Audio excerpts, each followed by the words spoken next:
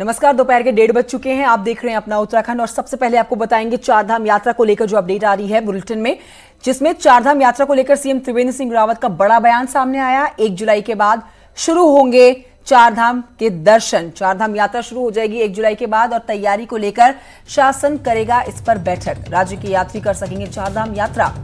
शुरुआत में सिर्फ राज्य के यात्री जो हैं, भक्त जो हैं, वही दर्शन कर पाएंगे, चारधाम यात्रा पर जा पाएंगे। इस पर बैठक होगी, तमाम गाइडलाइंस तैयार होंगी और उसके बाद चारधाम यात्रा शुरू की जाएगी।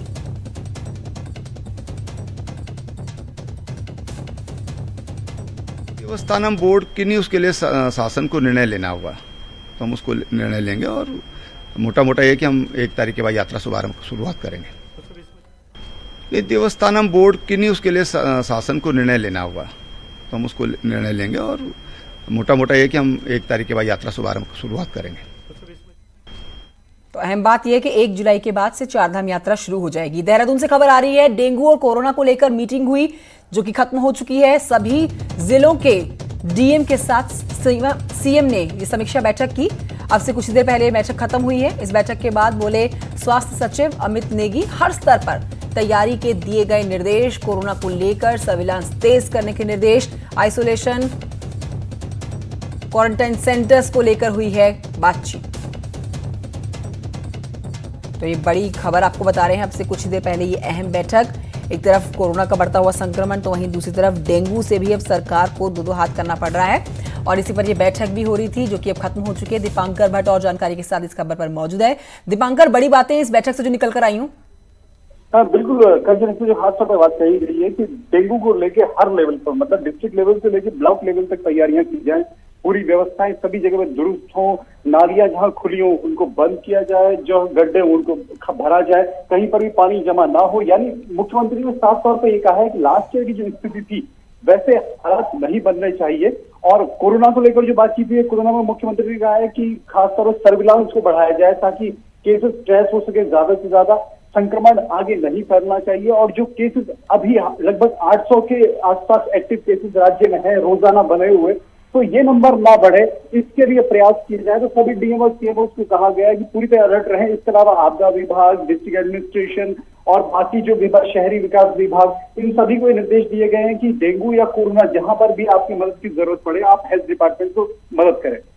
ठीक है, यानी कि रणनीति तय हो चुकी है, गाइडलाइन सेट हो चुकी है। आगे कोरोना और डेंगू से निपटने के लिए बैठक बहुत अहम, जिसकी बड़ी बातें मेरे सहयोगी दीपांकर बता रहे हैं। दीपांकर, बहुत शुक्रिया आपका इस जानकारी के लिए। तो कोरोना के डर को देखते हुए राजधानी देहरादून को शनिवार और रविवार को बंद रखने का फैसला ले लिया गया है। 2 दिन रोडवेज की बसें भी नहीं चलने वाली हैं यहां पर, लेकिन इस बात की जानकारी यात्रियों को नहीं दी गई। यात्री से परेशान नजर आए। यात्रियों का कहना है कि प्रशासन और रोडवेज को इसकी जानकारी पहले देनी चाहिए थी उन्हें। यही मैं यहाँ से मिला कि आज 7 बजे से, मतलब आप कल सुबह 7 बजे आ जाइए और आपको रुड़की, हरिद्वार जहाँ भी जाना है वहाँ की बस मिल जाएगी आपको। और मैं सुबह यहाँ 6:30 बजे आया हूँ, तब से वेट कर रहा हूँ कि हाँ बस आए। जब आप लोग आए तो ये इन्फॉर्मेशन मिली है कि आज बस नहीं चल रही है। गवर्नमेंट की तरफ से एक नोटिफिकेशन मिलना चाहिए और वो ऐसे नहीं तो कम से कम हम लोग को ऑनलाइन ही पता लग जाए, यूट्यूब वगैरह के थ्रू पता लग जाए, किसी भी तरह मल्टीमीडिया के थ्रू पता लग जाए, लेकिन किसी भी तरह हम लोग को पता नहीं चला है।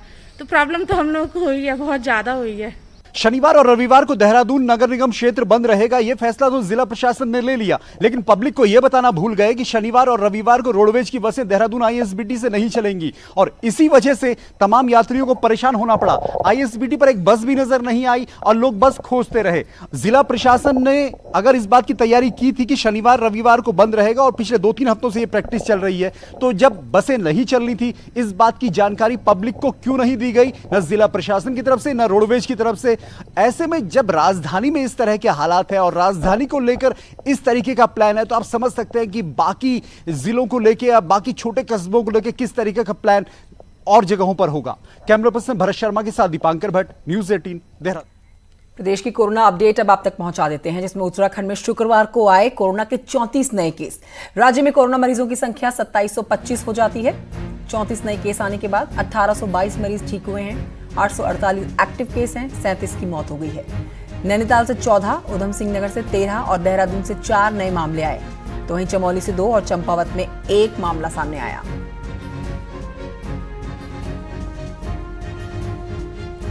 अब बात करेंगे पतंजलि की। पतंजलि द्वारा निर्मित कोरोना मरीजों के उपचार की दवा कोरोनिल को लेकर खड़े हुए विवाद के बीच में जो आयुष विभाग पहले कोरोनिल पर सवाल खड़े कर रहा था, उसके अब सुर बदल गए हैं। कोटद्वार पहुंचे आयुष मंत्री हरक सिंह रावत ने इस पर एक बयान दिया है। जब उनसे सवाल पूछा गया तो कोरोनिल के बारे में उन्होंने कुछ ऐसा जवाब दिया जिससे उनकी राय पूरी तरह से बदली हुई नजर आई। कोरोनिल पर किसी तरह का विवाद नहीं होना चाहिए, ये कहते हैं प्रदेश के आयुष मंत्री। उन्होंने कहा कि आयुर्वेदिक औषधि कोरोनिल एक बेहतरीन औषधि है। क्या कहा आयुष मंत्री ने, आप खुद ही सुन लीजिए। अगर इसके प्रयोग से मरीज ठीक हो रहा है तो मैं सोचता हूँ इससे अच्छी खुशी की बात क्या हो सकती है। इसमें बहुत टिक्का टिप्पणी करने की जरूरत नहीं है कि साहब अगर माना उन्होंने लाइसेंस प्रत्यक्षा क्षमता को बढ़ाने का लिया और प्रत्यक्षा क्षमता को बढ़ाने से अगर मरीज ठीक हो रहा है तो ये खुशी की बात है ना, इसको तो अप्रिशिएट किया जाना चाहिए। बढ़े हुए पेट्रोल डीजल के दाम से जुड़ी हुई अपडेट, जिसमें पेट्रोल और डीजल के रेट में आज भी बढ़ोतरी हुई है। पेट्रोल के दाम जहां 18 पैसे प्रति लीटर बढ़े हैं तो वहीं डीजल के रेट में भी आज 24 पैसे प्रति लीटर की बढ़ोतरी दर्ज हो गई है। शुक्रवार को पेट्रोल 81 रुपए 38 पैसे प्रति लीटर था, जो आज 81 रुपए 56 पैसे प्रति लीटर अब बिक रहा है। और अगर डीजल की बात करें तो डीजल आज बढ़े हुए दाम से पहले 72 रुपए 56 पैसे था, दाम बढ़ने के बाद 72 रुपए 70 पैसे अब बिक रहा है।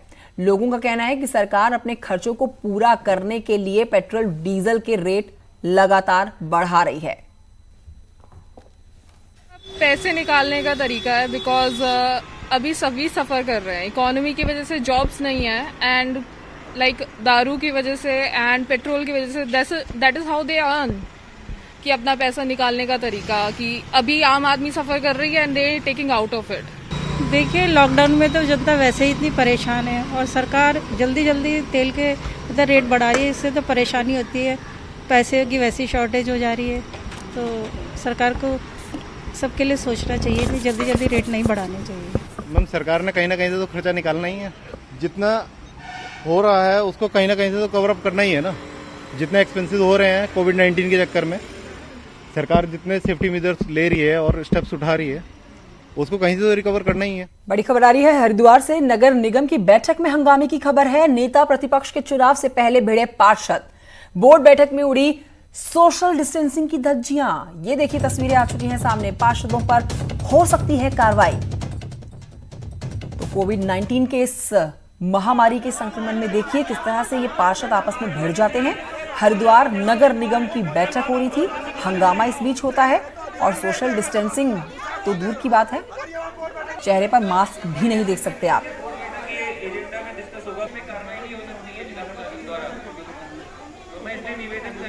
प्रदेश की अब बात करते हुए आपको बताएंगे, अपनी परंपरा और रीति रिवाज के लिए पहाड़ देश ही नहीं बल्कि विदेशों में भी अपनी पहचान रखते हैं। ऐसी ही परंपरा है मां नंदा की यात्रा और इस दौरान समूचा पहाड़ नंदामय रहता है।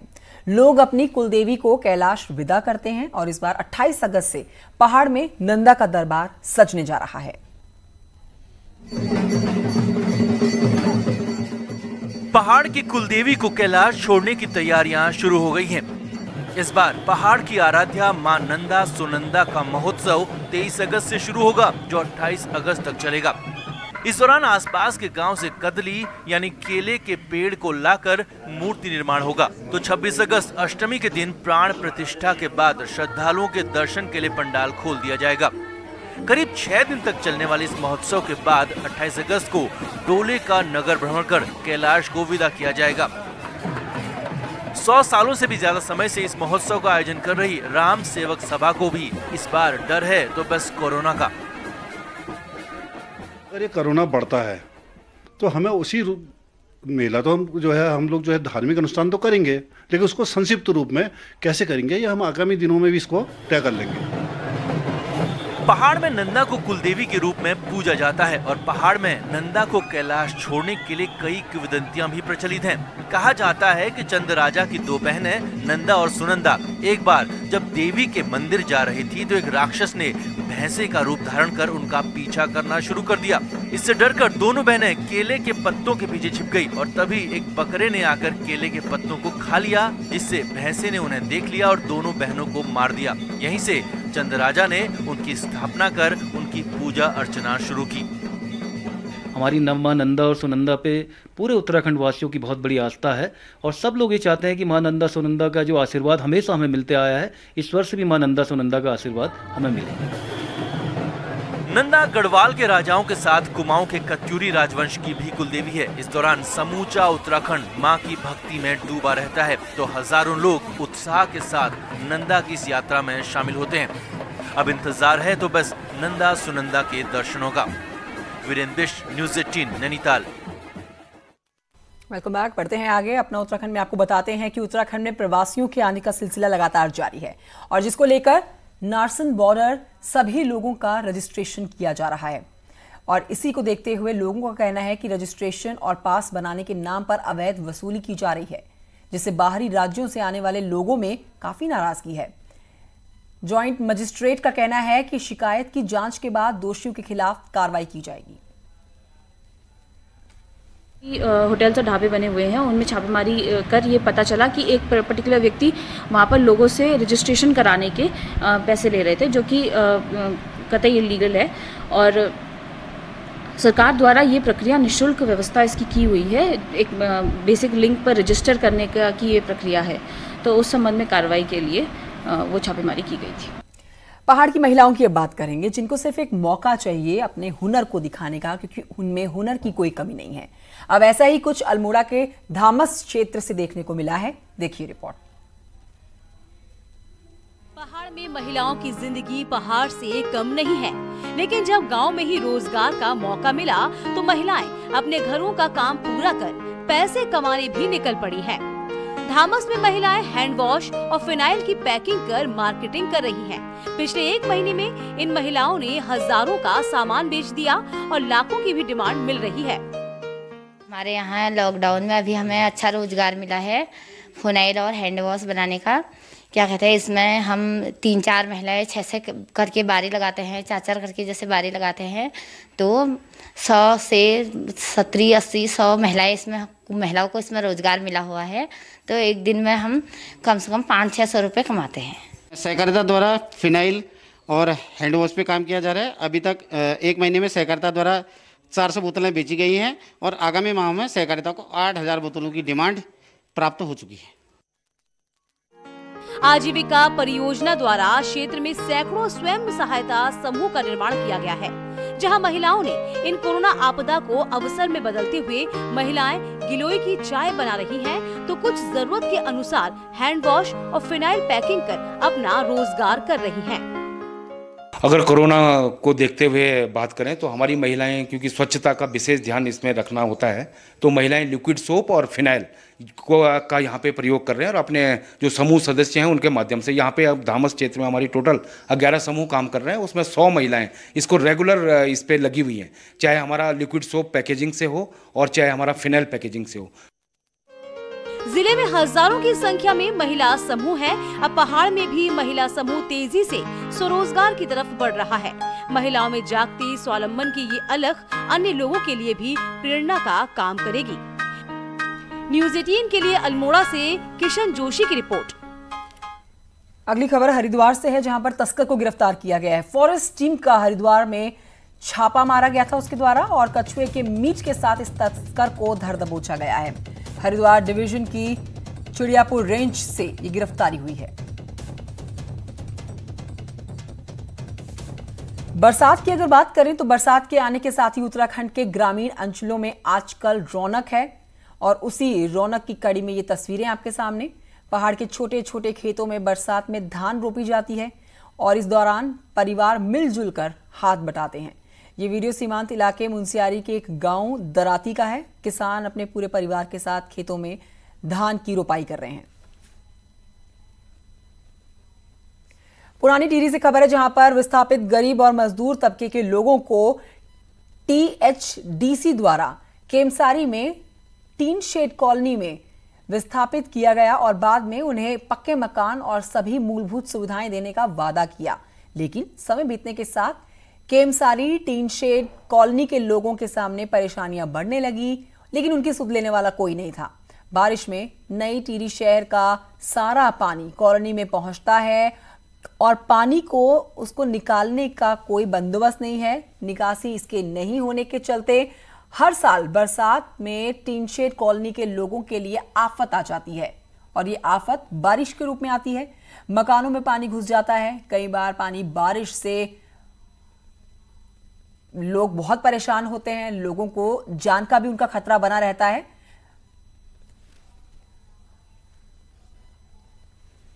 की सुविधा नहीं है कुछ भी। यहाँ सारा पानी बरसात का अंदर जाता है, हमारे घरों में घुस जाता है, पूरे बिस्तरे पूरे खराब हो जाते हैं सारे। रात में तो बहुत परेशानी, यहाँ पर नाला बहने लग जाता है सर, क्या करें हम। और एक यहाँ लेटरिन का गटर, इतनी बदबू हो रही है कि बरसात में तो और ज्यादा परेशानी होती है हमें। प्लीज सर इसकी कुछ सुनवाई हो। अभी कुछ समय पहले एक टीन सेट के इधर केमसारी में एक पुस्ता ढह गया था और उस पे हम तुरंत उस पे काम चल रहा है, लेकिन जो वहाँ मुख्य जो समस्या है पानी का, तो उसमें जो वहाँ की नालियाँ हैं, जो नाले हैं, उन पे उनको हमारे द्वारा साफ करवाया जा रहा है। राजा जी टाइगर रिजर्व ले चलते हैं आपको, जहाँ पर सालों से रह रहे गोटिया परिवारों में भविष्य को लेकर अब चिंता सताने लगी है। यमकेश्वर ब्लॉक में वन विभाग ने वर्षों पूर्व 36 गोटिया परिवारों को 14 हेक्टेयर जमीन दी थी।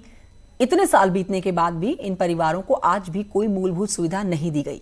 हाईकोर्ट के आदेश के बाद वन विभाग ने एक सर्वे कराकर भूमि का लेखा जोखा किया, जिसमें ये पता चला कि गांव में अवैध रूप से 15 लोगों ने जमीन खरीद के निर्माण कर लिया है और पाक प्रशासन में ऐसे लोगों को तलब किया गया है। लायक है नहीं, अब वहाँ तो सब कन्नम हो गया। अब यहाँ पर तो हम कैसे भी नहीं है तो अपना गुजारा तो कर ही रहे हैं।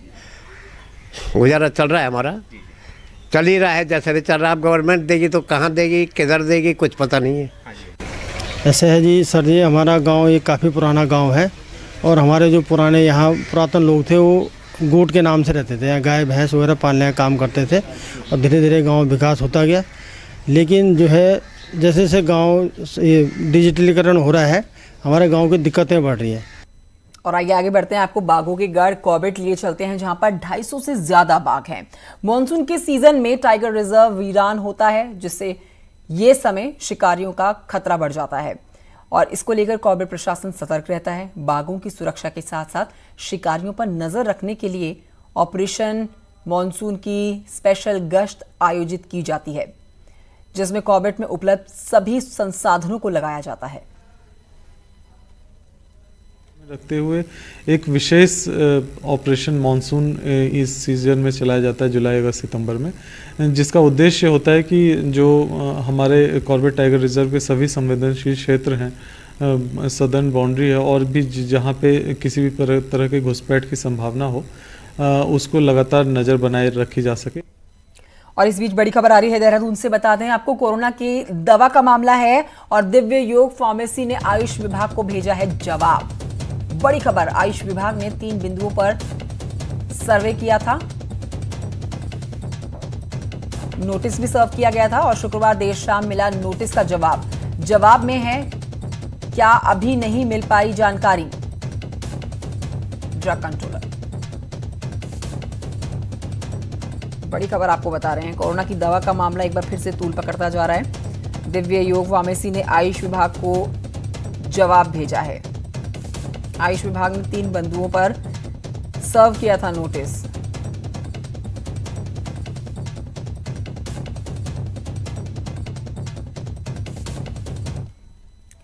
पिथौरागढ़ में चीन सीमा को जोड़ने वाला वैली ब्रिज ओवरलोडिंग के चलते जमींदोज हो गया था, लेकिन यह पहला मौका नहीं है जब इस तरह से वैली ब्रिज एक झटके में जमींदोज हो गया हो। बावजूद इसके पहाड़ों में वैली ब्रिज सैन्य जरूरतों को पूरा करने के लिए हर आपदा में लोगों के लिए खासी राहत पहुंचाते हैं। रिपोर्ट देखिए।